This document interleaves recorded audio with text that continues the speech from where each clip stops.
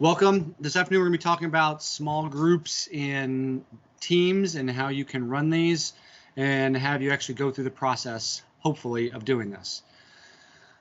So over the next hour, we're going to be jumping between a couple of different team groups and showing you how you can do this, talk about how we can set this up, and then take the end to see if we have any questions at that point.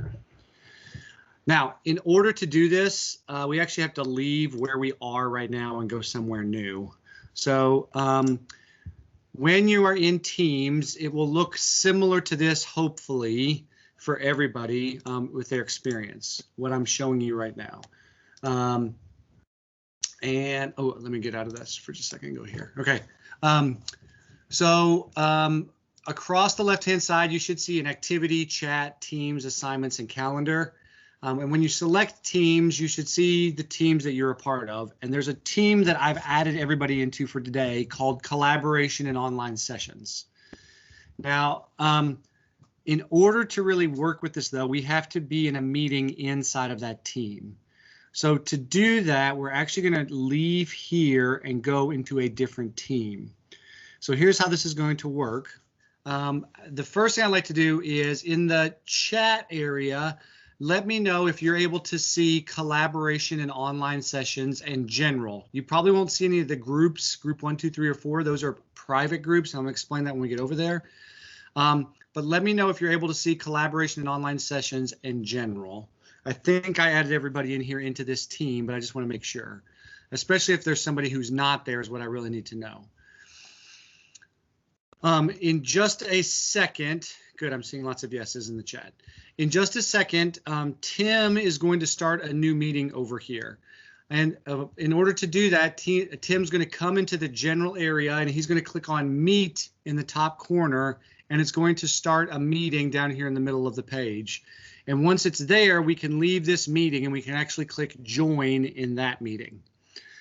So we're all going to try and transport from this meeting to that meeting. And once we're there, we're going to then talk about why we moved over there. So, oh, perfect. Tim just did it. So Tim, oh, no, Tim didn't. Rose did it. So Rose is actually over there right now. And oh, no, Tim did it. OK, good. Rose ended hers. Perfect. All right. This is one of the things you have to watch out for, because if multiple people start the meeting, then you can have multiple meetings going at the same time in a team. So Tim has one now, and as you can see, some people are starting to join over here. So when you're ready, click the leave button here, go to the general and click join over there. Diana is going to stick around here for just a little bit to make sure everybody gets over there. If you are not able to get there, you can come back to here where we are right now, and Diana will help you out. And Diana, I thought I saw in here a second ago. I'm also going to be putting the link to it in the chat over here, so you can get to it if you need to. And Leah, go ahead and leave this one if you can, and then move over there. Yes, and we'll talk about the difference between that when we get over there as well. Since I left that meeting, it stopped that recording. I'm now recording over in this meeting so that we can see what's going on here. And to Leah, to answer your question, yes, it was good to leave that one so that we could be over here. When we go now move between here and some of the small groups I'm going to ask you to move to in just a little bit, there we'll look at the difference between leaving versus staying in and being able to resume a meeting that you were in at that point. So we're going to look at that exactly in just a second. Okay.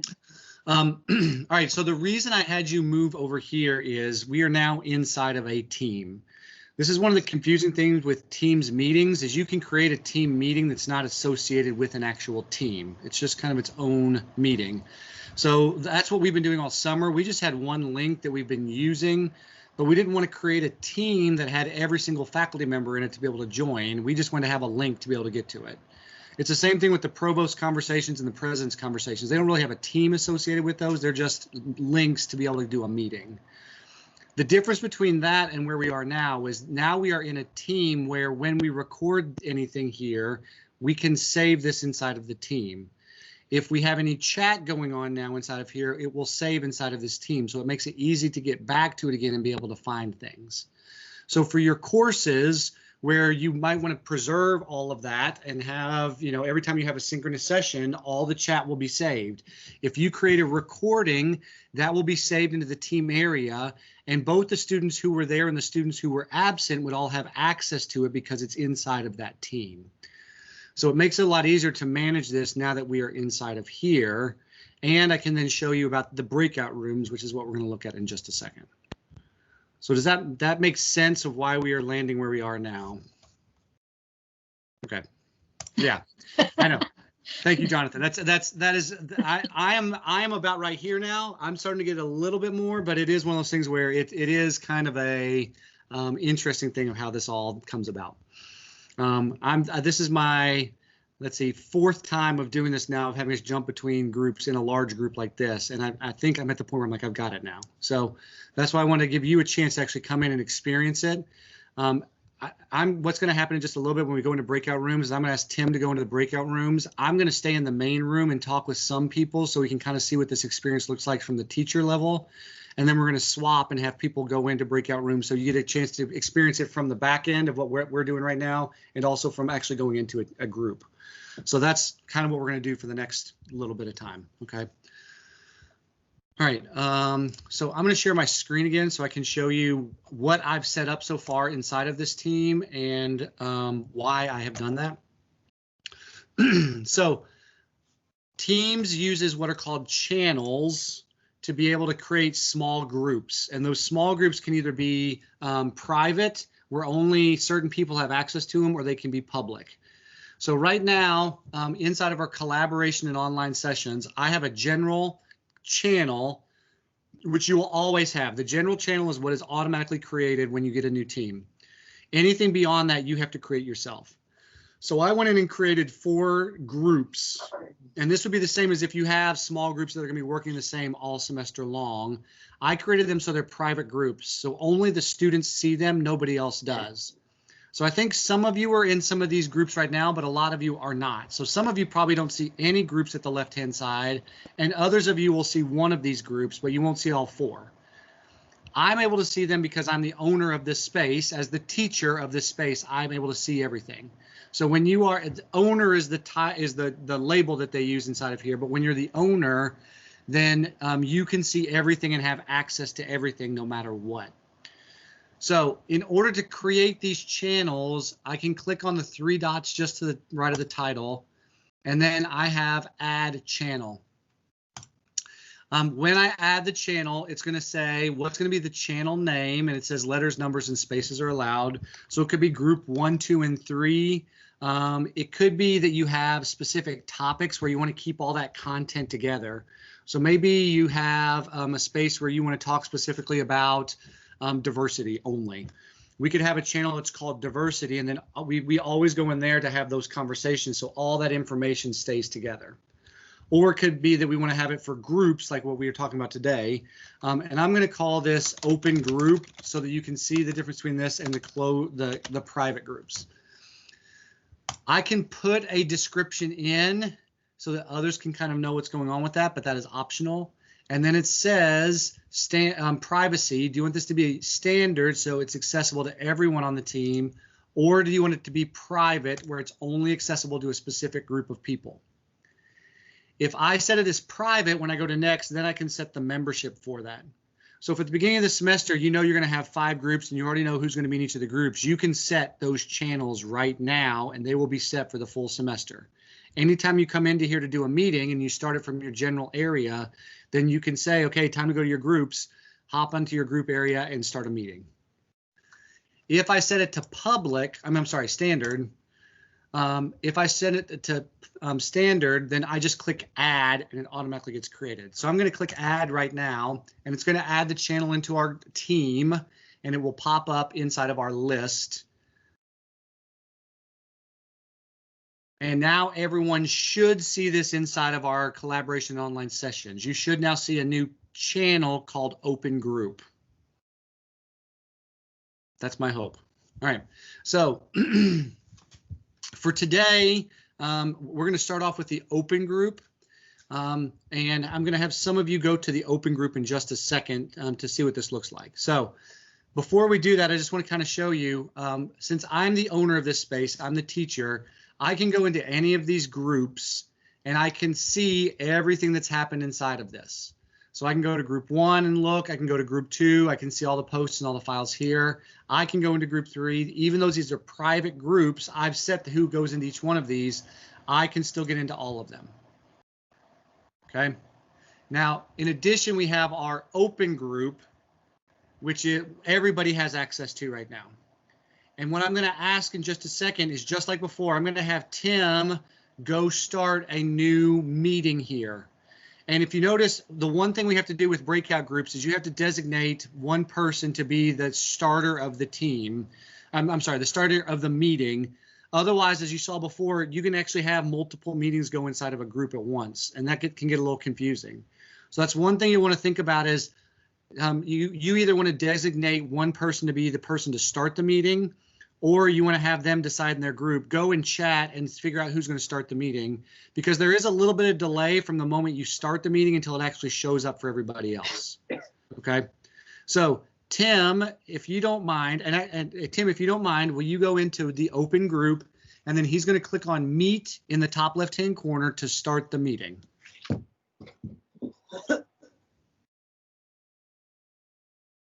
And as you can see, it's a little bit of a delay from when he does this. Tim has now left our meeting, and his meeting is now starting up. And once he does, now it shows up. And if any of you clicked on open group, you would see the join right here. And there are two ways to move over into the other group, which is what we were just talking about. You can either click leave from here and then click join over there, or you can just click join. And what it does is it pauses you in this meeting. It puts you on hold is what it's called. It puts you on hold here, and it opens you up in that meeting. And then to get back to this meeting, you can leave that meeting and then resume inside of here. So that's either that, or you would come back into the general tab at the top left, at the left-hand side, and then you would see our meeting happening in here, and you could click on join here to get back into this meeting as well. Okay, so here's what I'd like to do. I'm gonna have half of you go over to the meeting, and I'm gonna have half of you stay here so we can see how this works from the front end and the back end. So I'm just gonna randomly go down the list, and if I say your name, go ahead and join that other meeting. If I don't say your name, just stay here and we'll talk about what it looks like on this side. So let's see, Michael, Rich, Leah, Brian, Shaheen, Catherine, Tim, Dorothy, and Brenda. If you don't mind joining that other meeting, then I'll show everybody here and then we'll swap. I have to turn off my fan over here because it's really loud. All right, so for those that are still here, I'm actually going to show my menu so you can see this. So on my participant list, you can see over here it says some people are on hold. If somebody's on hold, it means they just hit the join for the other one, for the other meeting, and so they're on hold in this meeting. Otherwise, some people actually left this meeting and went directly into that one. And Tim, what's your question? Yeah, I'm sorry, I cannot figure out how to get out of screen share. Oh, you should be able to minimize it, or you should be able to minimize the screen share. Thanks. Yeah. And then you should be able to see your Teams application again. Okay. Now, if you notice up here inside of, oh, I'm sorry, let me go back to our open group. First, let me point out this. What I can now see is there's a little camera icon next to general, and there's a little camera icon next to open group. That camera icon shows me that there's a live meeting going on in those groups. If I'd asked all of my students to go into their groups and start a meeting, there should be a little camera icon next to these groups. I only asked them to go into the open group right now, so that's not there, but that's how you can tell where a live meeting is going on inside of here. If I click on open group, I can see that this meeting is going on, and I can actually see the participants that are inside of this group right now. So I can go to here, and it actually says a +2, so I can see everybody who's meeting in here right now. So let's say there were supposed to be 4 people per group and I asked them to go meet. If there were only 3 icons up here, I would know one of the 4 was not inside of that group. Now, I can go in and text with them, even though I'm not in there. I can actually go and text with them. Hey, how's it going in here? Hope you are getting along. And anybody who's in that meeting right now will get that text popped up into their chat. So I could use this to just check in with them. I could also use this to say, hey, you have 2 minutes left. In 2 minutes, I'd like you to come back to the main room again. So I can do that. In addition, I can actually jump into any of the meetings that I want to as well, both in an open group or in a private group. So if I wanted to, I could also click join over here and jump in with them for a little bit and see how the conversation is going. I can talk with them. And then when I'm ready, I can come back into the general one, or I could go into a different small group. So I, as the teacher, have the ability to jump into any and all of these at any time that I want to. Now, as you see, Leah already texted back inside of here. Yes, we're getting along well. Great, good to hear. I can continue this conversation and reply to them, or I could move on to the next one, or I could actually jump in with them if I wanted to. Okay, so I am going to send a message to them right now. I'm going to hit reply again and say, please leave your small group meeting and come back to the meeting in the general channel. And as we do that, we should start to see some of these icons disappear from here and then show up back with us again. That's what we're hoping for and what I'm expecting to have happen. And Jonathan, go ahead. No, you answered my question, which was just about joining, being able to actually join the other group. Okay. Which, so you would just click join and you would be transported to the other group, and then you can leave it and so on. That's right. Yeah, okay. Okay. And Rose, I saw you had your hand raised. I'm just wondering, how many groups can you actually create? I think it's in the hundreds, if I remember correctly. I mean, you have a lot of capability in here for different channels, and I think you can have over 100. I don't remember the exact number, but it's a lot. Okay, thank you. Yeah. And Tim. Yeah, I'm sorry, Chilton. I am that guy this time, and I cannot figure out how to get out of this one and into the other one. Okay. I'll try it next time. Yeah, so we can talk about it again in just a second and see if you can go with the next group over to there. Okay. So let's see, Catherine and Brenda, are you back in here or are you still in the other group? Here's Tim coming back now. I am here. Okay, awesome. Mm-hmm. And Tim, you're muted, so we can't hear you if you're talking right now. I think we're going to need to warn students that they need to look at the chat to get messages from us. Yes. Because it's not completely obvious that, you know, there's sort of like a little dot that says, oh, look, you have something in the chat. But unless you're looking for that, if they're just chatting with one another on video, they're not going to necessarily see that. And thank you, and thank you for saying that loud. And that's part of the reason why I wanted to have each of us go in and see it from that perspective, so you could get an idea of what that looks like and go. So thank you for that feedback. We'll, yeah, want to think about that. And Tim, did you have something you wanted to say about being in the group? Tim Ploss, sorry, since there's 2 Tims on here. Yeah, one of the questions that came up was, can the professor start all of the group meetings and then send the students to them after, rather than designating a student to start the meeting, each of the group meetings? Yes, you could. What it would do is it would put you in there, but you would be gone from the main room for the amount of time it takes for you to start that meeting, then go to the next group, start that meeting, next group, and start that meeting. Right, so you'd have spitwads all over the back of your head by the time you got back. But could you just start them all before the class even began? Oh, that's a rather good than point. doing it once class started? Yes, you could do Probably, that. yeah. Yeah.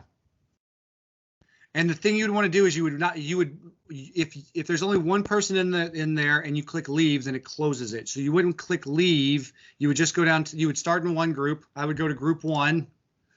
I would click meet and it would start the meeting. And then without clicking leave, I would click on group 2 at the left-hand side.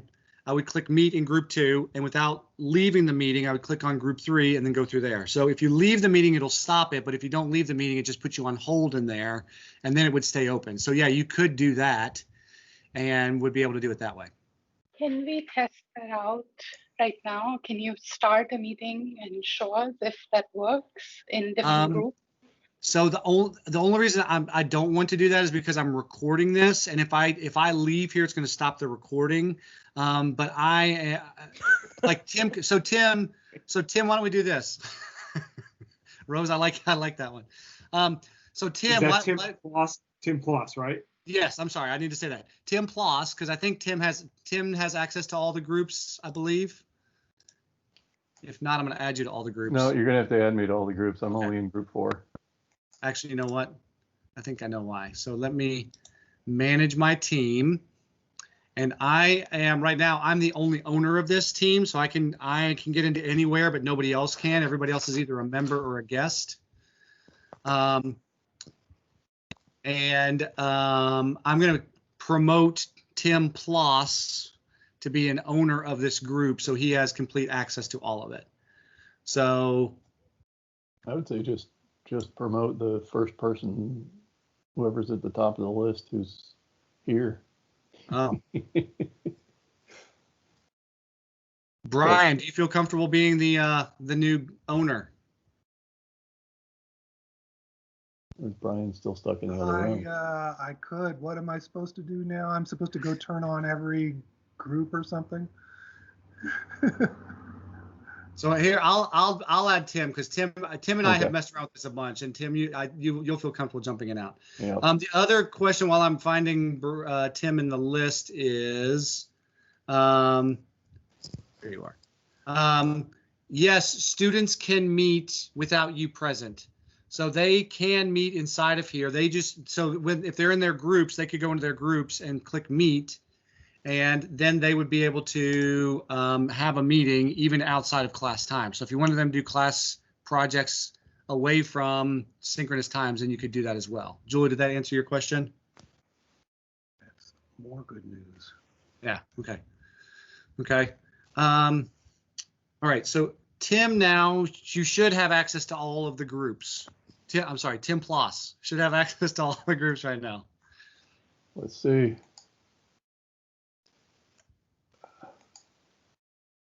I'm still, nope, just group 4 so far. Interesting. Okay. I'll add you to all the groups then.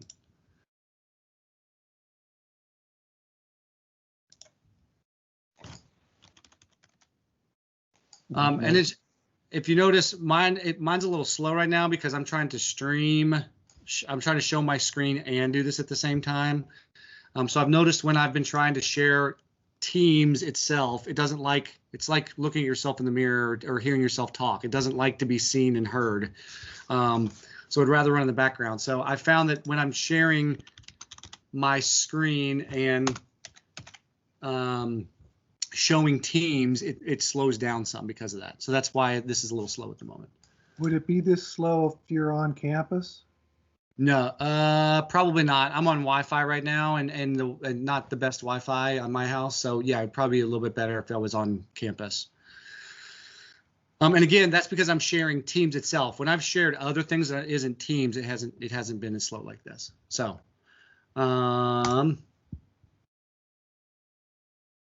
you should have access to group 1 and group 4 now, Tim. Or if nothing else, Tim, why don't you go to, so we have the open. Yeah, I'm in 1 and 4 now. Okay. So why don't you go ahead and start a meeting and don't leave the meeting, just move to the next one and start that meeting. And we should see some video cameras pop up here to show that those meetings are started. All right. So we've talked, so we're able to do all this because we're staying inside of one team right now. So because we're in our course general channel and starting there, then when we jump around to the different places, we're able to get back easily because since we started the meeting from inside of the group channel, they can just go back to that general channel and click join again, which is one of the benefits of having it from inside of here. So it looks like Tim has now started the meeting in group 1. So if you see the little camera next to that, that means that one started, and now he started the one in group 4 and the one in group 1 is still there.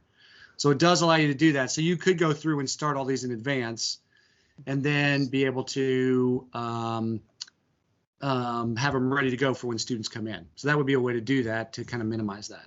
Those aren't recording. Those cameras are just indicating the meeting's in progress, right? That's right.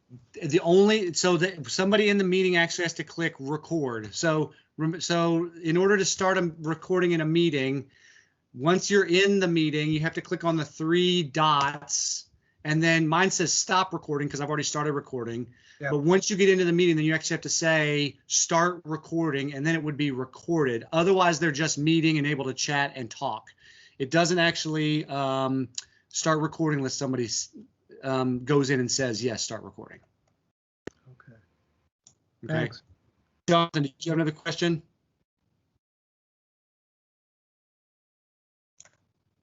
Me? Yeah. No, why? Did I look like did I have my hand raised or something? Yeah, you have your hand raised right now. So I just. Oh, I think it was raised. I think it was raised for my last question. Gotcha. Okay. All right. Okay. And Tim should be able to then come back into the main one. I don't know if Tim's joined us yet again or not. But Tim should be able to come back into the main meeting then again, just by going back to general and join. Oh yeah, there he is. Perfect. Yeah, while I was there, I was able to jump back and forth between the 2 other groups. Awesome. Just with the resume button. Okay. So Windows. So here's what I'd like to do now. If you notice can you stop the recording accidentally? So can anyone in the team stop the recording? Yes. So anybody who has the 3 dots at the top of the screen should, if you clicked on it right now, I think you could, there is the stop recording option there. So that is something you need to be aware of. That it does pop up and say, hey, your recording is stopped, but it is something to be aware of with that. So it's possible for a student to accidentally stop a recording in the middle of class that we're trying to record. Yes, and it is, right? So all of you right now, if you click on the 3 dots, do you see the option that says stop recording? Yes. Yes. Yes. So that is something we need to put some feedback into them, back to Microsoft, to say, hey, we probably should only give that to owners, not all students, because then at least it's just people who have some, only some people you can limit the rights to it, because right now anybody could stop the recording. That is correct. And I think it's their way of saying if people wanted to opt out of being recorded, this is how they could do it. But I don't like that setting right now. So it's just one thing to be aware of. So thanks. Yeah. I'm a dual personality again today. This is Cindy now. Yes. Okay. Once you get these group channels set up, so you've gone through and you've created the new meeting, if students, when you want them to come back to the general channel and they don't hit leave, they just navigate away. Yes. In order to get back into their group channel, do they have to then hit join if they've never left? They would hit resume. They would have a button that says resume instead. Okay, thank you. So if they don't leave a meeting before going to another one, then it's resume. If they leave one before going to the other one, then it's join.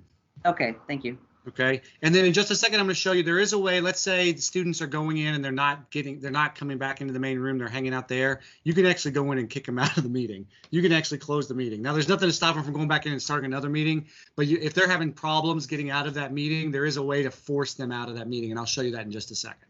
Okay. Before we do that, I would like the people that weren't able to go into the group, the small group, I'd like you to have a chance to do that so I can show everybody else what it looks like when you go in. So if you didn't go into the open group recording, go ahead and click on open group at the left-hand side, and there's a meeting in open group, and you can either leave this meeting and then go in, or there is or you can just click join and then you would resume to come back to this meeting. Okay. So I'm going to ask those that weren't able to go before to try and go over there right now.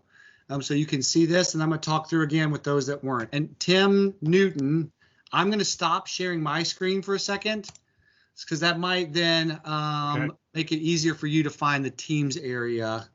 I'm in Teams now, but all I got is campus programmers, music faculty, and SUNY College Senate. Oh, that's it. Then okay. Well, that would be, so you're not actually in the team. That would be why. Okay. Yeah. So let me actually add you into the team so you can see that. Great, thanks. Yep, I joined. I didn't have an RSVP for this meeting. Yeah, we probably won't have your jersey till next week. I'm benched for a week. Okay. All right. So now, Tim Newton, you should see collaboration and online sessions as an option inside of there. So now you should be able to go to the open group and click join.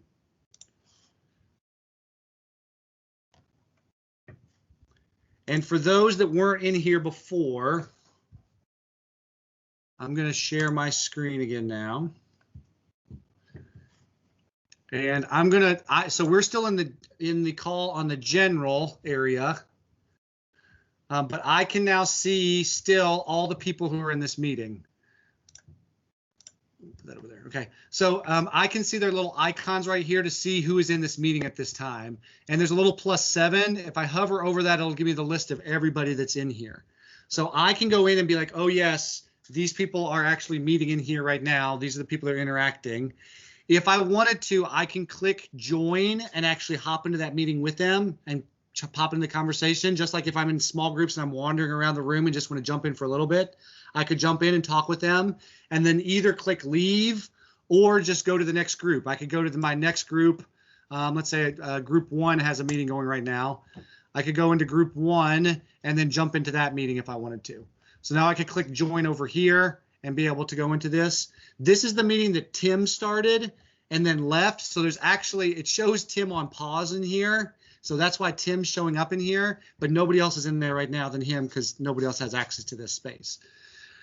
So I can go in and be able to check to see if people are in there. I can actually go in and click join and go in with them and talk with them. Or down below it, I can click on reply. And this is how I did it before. So Leah, this is what we were talking about with where this is where I can go in to actually do it. But then they have to know to go to see where that chat is once they're in there, right?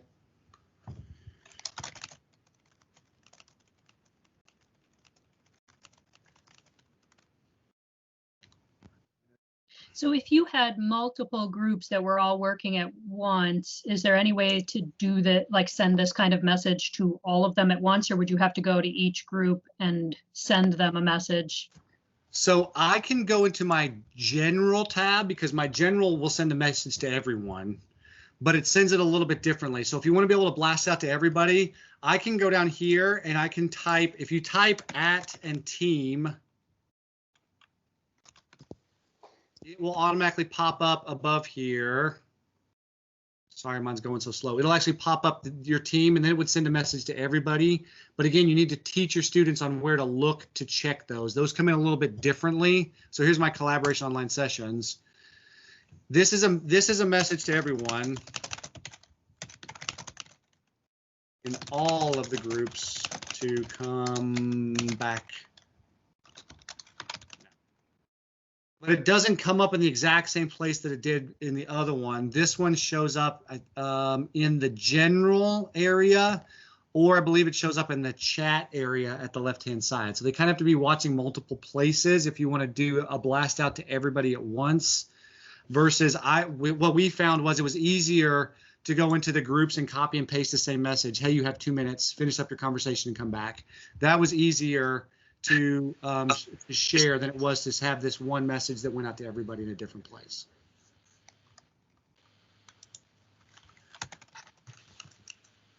It was just a pop-up. So I'm going to ask them to come back, and then while they're coming back, what other questions do you have right now? This is Brenda. I'm getting confused about how I leave. I know how to hang up and I know to resume, but I can't find. Everyone says you leave this and you go there. I'm not seeing a leave. I'm sorry for being so stupid. That's fine. And you're not. Here's what the problem is. There's a red button that has a hang up thing on it. It's hang up. Yeah. For some people, it shows the word leave next to it. For some people, it doesn't. So okay. So the red button with the telephone receiver, which I don't think students are going to know what that is, but the red button with the telephone receiver on it is the leave button. You might use the words the red button in the top corner or the red button with the telephone on it, and that's how you can leave a meeting. Okay. I'm not as crazy as I thought I was. No, you weren't. And we actually went through this the other day because Diana had a different, and she's like, "What are you talking about with leave? There's no leave anywhere." And we're like, "Okay." So that's why. Thank you for that, Brenda, because that can be confusing if you keep using leave and the students don't see that on the button. Right. It took me a few minutes to get bold enough to ask. Yes. In front of everyone. Well, and I really appreciate that, Brenda, because that is a really serious thing that we need to be able to say out loud for everybody. Okay. Okay. Thank you. Do our students recognize that as a telephone icon? Well, that's why I don't know. That's where you might have to say the red button with the arc thing that has two, right? Like, I don't know how to even describe that other than a telephone. Like Freddie Mercury mustache in white. Oh yeah, Freddie Mercury mustache. I like that one. Right.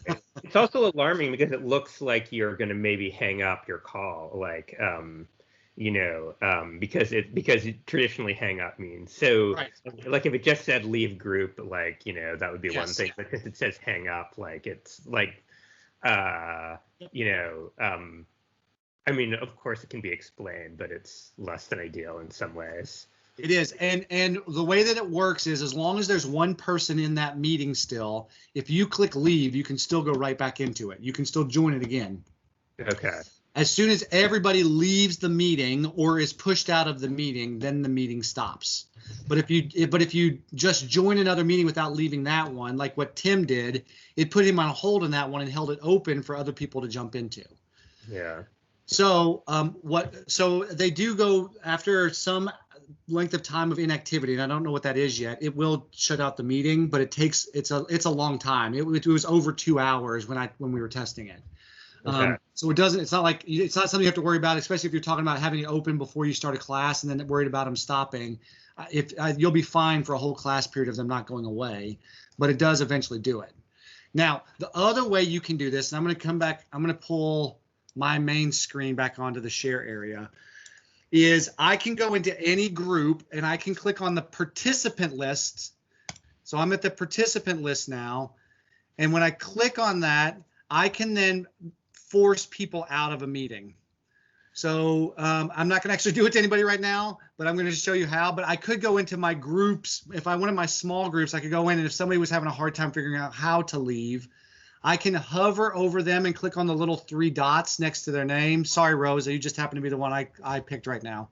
I'm not actually going to remove you, but I'm just wanted to show. So you click on the 3 dots, and then there's remove participant. So what happened last time when we started this meeting, in that first link that wasn't part of this, I wanted to make sure that some of you weren't left in there and were still hanging out in there. So when everybody left, I went through, and anybody that said on hold, because if you leave a meeting just by joining another one, it puts you on hold. And instead of the little microphone over here, it says on hold. So I went through and forced everybody out that was on hold from that meeting. So I clicked on the 3 dots next to the name and said remove participant. So the sad thing is I can't do that unless I'm in the meeting.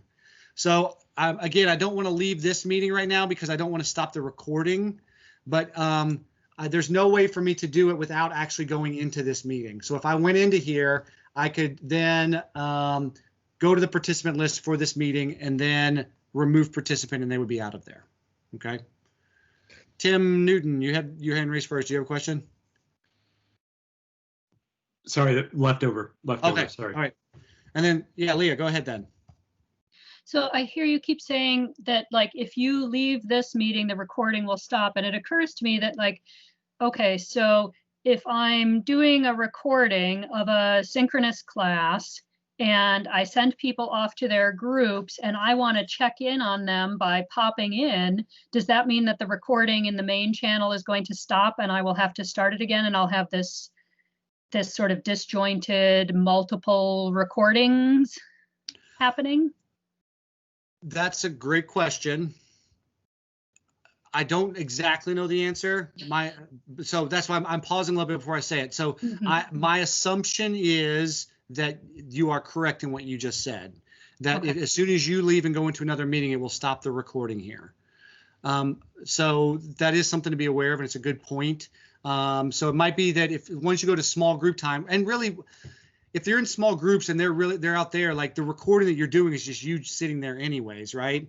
So on one hand, I'm like, that's not a bad thing if they don't have to watch that part of the recording or fast forward to that recording part where they're out in small groups. But it is something that you would have to be aware of if you push them out and then you want to jump into those small groups with them. Chilton, will it resume after everyone comes back? Or do you have to start recording again so that it will create like 2 separate recordings for the class? My assumption is that it's going to stop recording and you'll have to hit start recording again. But that's one thing, I'll put that on our list. Well, this is what's fun about these is for us, she's like, that's a great question. As soon as we're off of this, I'm gonna be like, Diana, Tim, we're hopping on a call. We're going to figure this out. So that's going to be on our testing list as soon as we get off this. And we will actually, now that you're all a part of this group, I will post it into the general area when I find out so that you have that information right here. We could also test that at the end of the hour if people can just stick around for 5 minutes. That's true. Okay. Now, and this is the other thing that is important as a part of this. What's cool about this is, since we're in this team now, when I do stop recording, this recording automatically just shows up in the general channel. I don't have to do anything. It just shows up right in the general channel. So all of the students in the class will have access to that recording right afterwards. So you record something, it shows up right there, and it's there unless you decide to take it down for whatever reason. So you could delete it from there, remove it, but you don't have to do anything. As soon as you click stop recording, it takes about 20 minutes for it to process, and then it just shows up right in the channel stream. So that's another reason why we did this here, is so that when we're done with this, you can always come back to here if you wanted to get this recording of Teams. So that would record in general. If the students, hi, it's Cindy. Yeah. When the student does, a group has a recording going on within it, yep, and they stop, does that then automatically get posted within their group channel? Yes. Yes, okay, you can. So so in group four is where Tim, Diana, and I were messing around. They actually did a call. It's right here. They did a 49-second recording. We did this, what was the date of this? This was 2 days ago, yesterday, second Monday, first Monday. Yeah. So it stays in there forever now. So you have your small groups, you send your students out, you say, I want you to go in and make a recording and talk about these things. And when you're done, click stop recording and then come back. When they're done, all those videos populate into each of their groups, and then afterwards you could go through and actually watch the recordings if you wanted to. They could also go back and you're like, okay, this is good information for you to have for moving forward with whatever project you're working on. Make sure you go back and watch that video again when you're working on your next portion of this to inform yourselves on what's going on. Who's the owner of the video? The owner of the video is whoever hits start recording. So in this case, I clicked start recording for this. So this will go into my stream, and then I have ownership of it. It will automatically show up in here, but I still have the ownership of it and can do whatever I want to with that. So it's whoever starts the video would be the owner of it. So if you share it,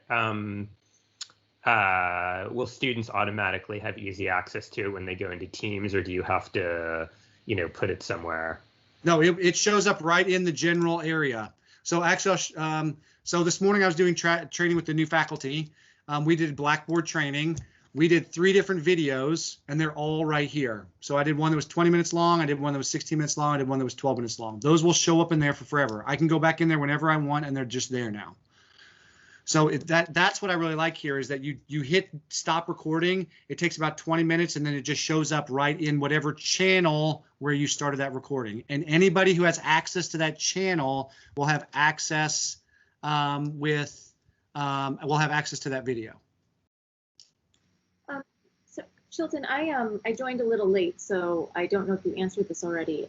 Is it possible for the students to create their own group? Like, I'm in this meeting, maybe I want to talk to Catherine about something. Is it possible for us to go off in our own group but still be part of this, or do we have to leave the call, do that, and then come back? You have to leave the call and do that. And well, if you want to actually meet live, then you'd have to leave this call and go do that and then come back. If you wanted to just, like, everybody has the ability to create or join a team. I could create a team that was just Ursula, you and I. We could create a team that was just us if we wanted to share stuff and have a place to be able to collaborate on a book we're writing on or whatever. So I can create a team, but as far as the channels inside of the team, only the owners of the channel can create only owners of the team can create additional channels. I don't believe students would be able to add channels inside of the team. Okay, thank you. Yeah.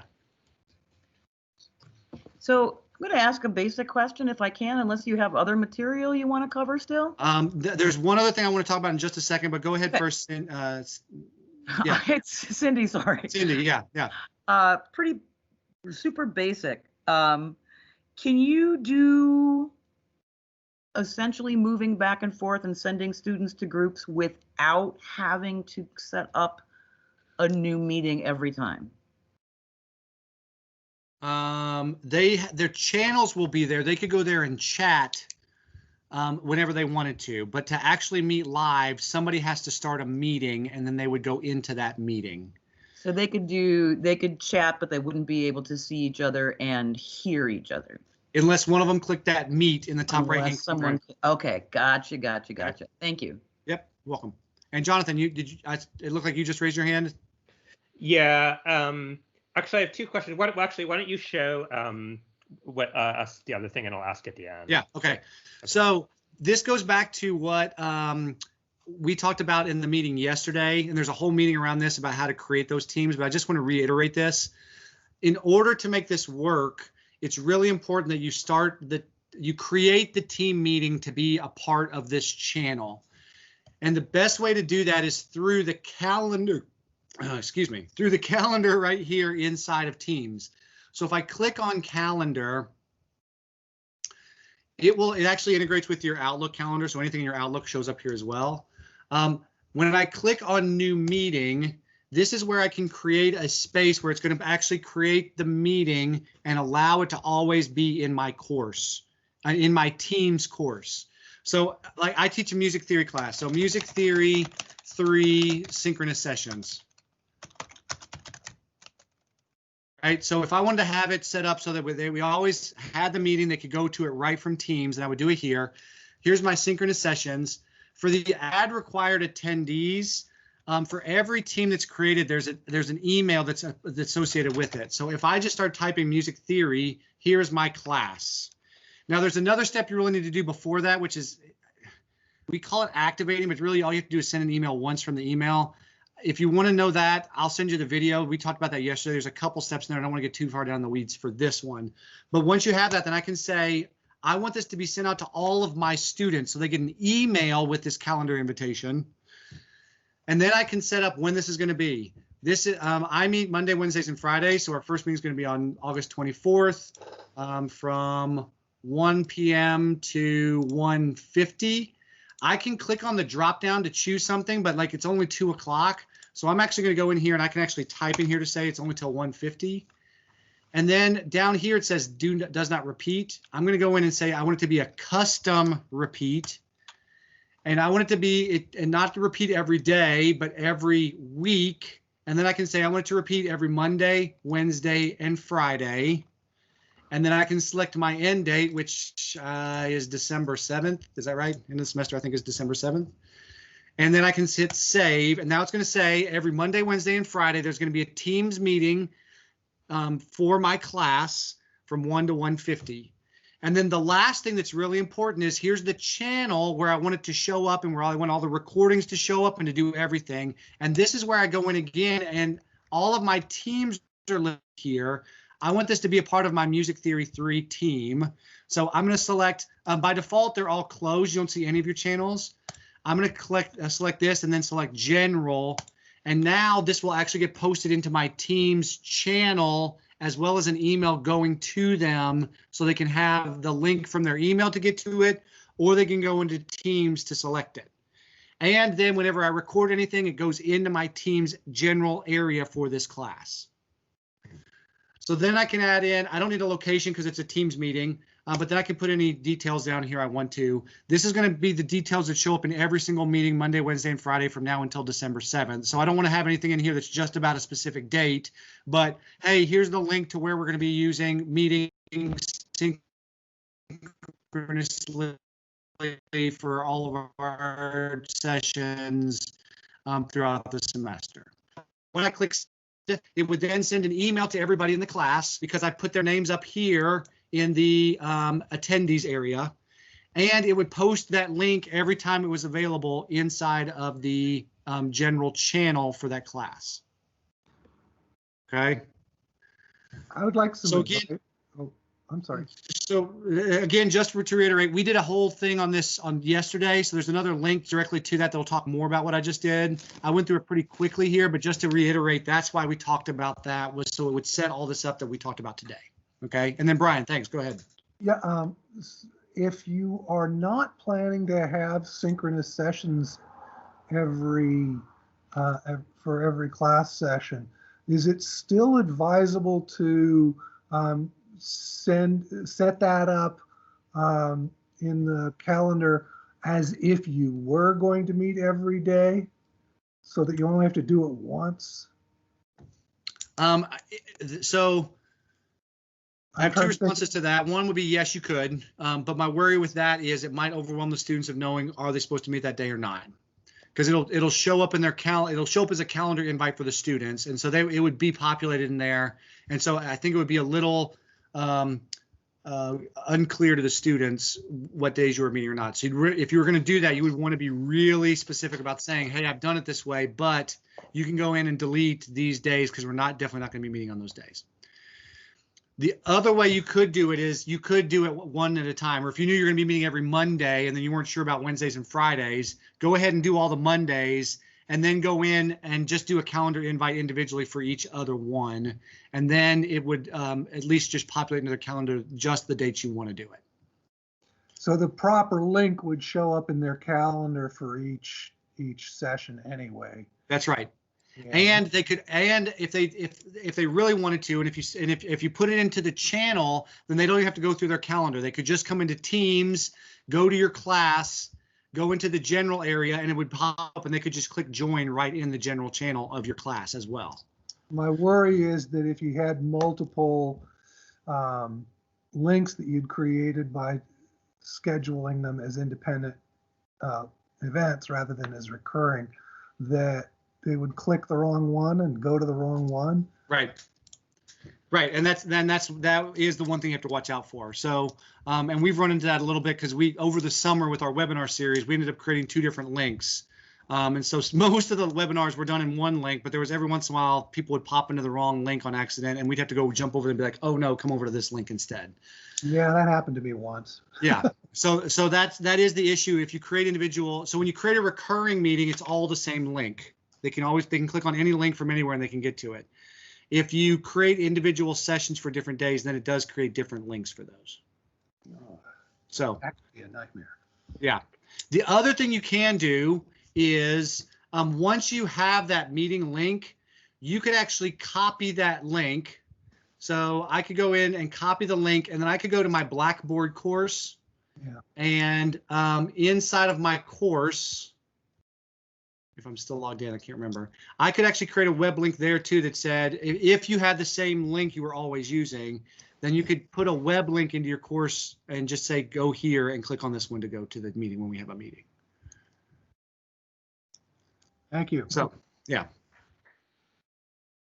Jonathan, did you have another question? Yeah, I actually have two quick questions. First of all, this might be obnoxious, but are there any issues if we chose to pay the $15 or $20 a month for a Zoom license?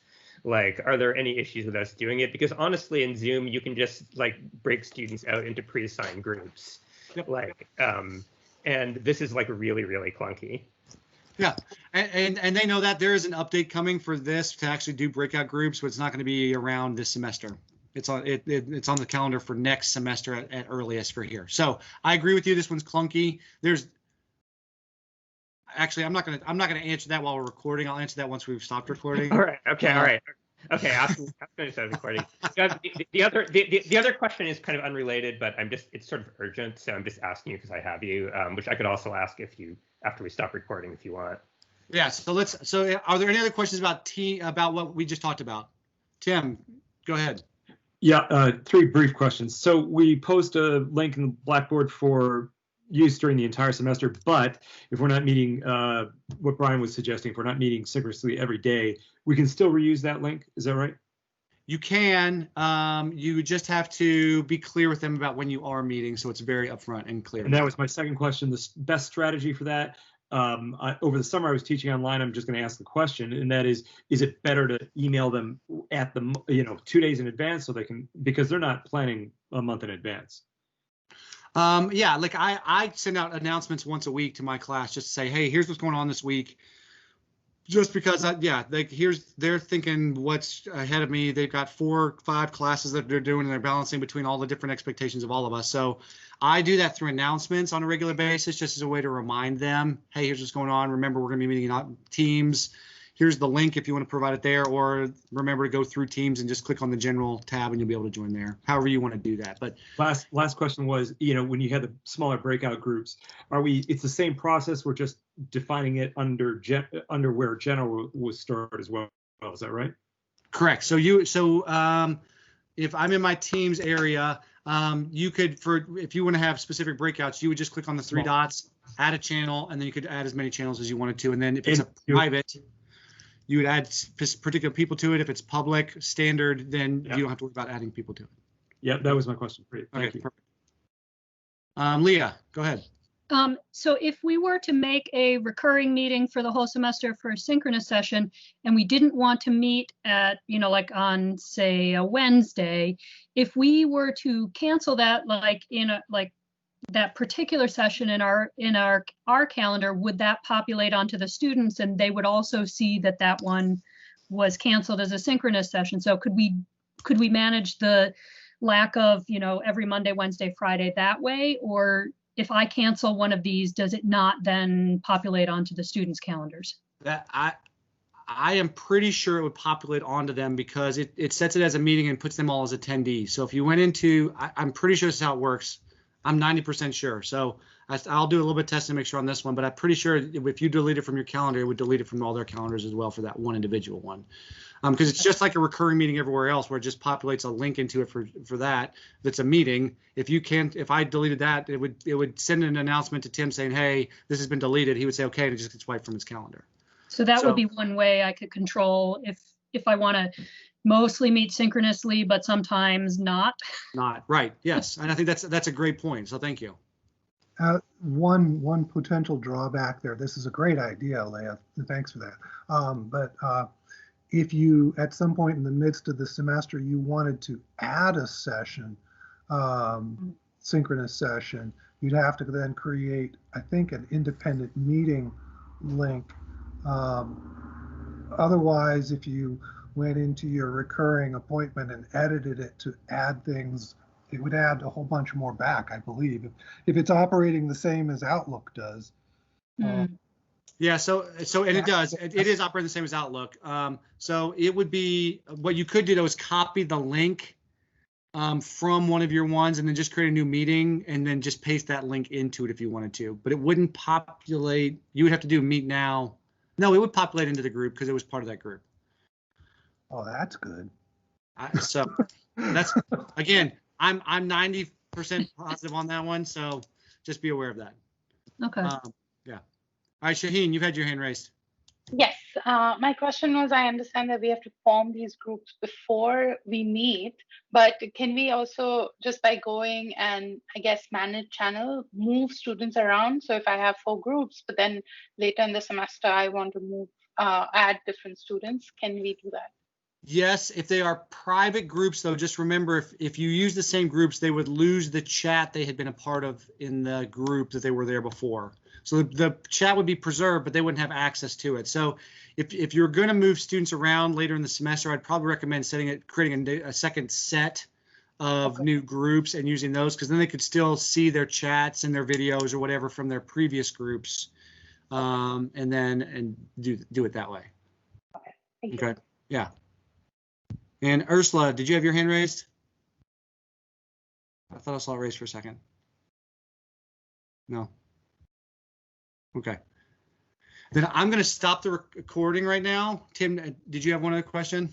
Just a follow-up to Shaheen's question, and that is, if we're going to do that, split the students up at halfway point to different groups, do we need to do that at the beginning of the semester so they can see there's going to be a split point, or will they be preserved anyway? Is there any caveat to that?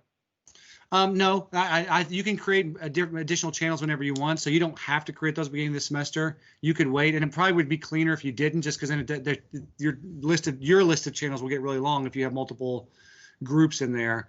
So I would personally wait until halfway through the semester and then create the next set of groups so that you don't have a long list until you have to. Okay, thanks. All right, I am stopping the recording.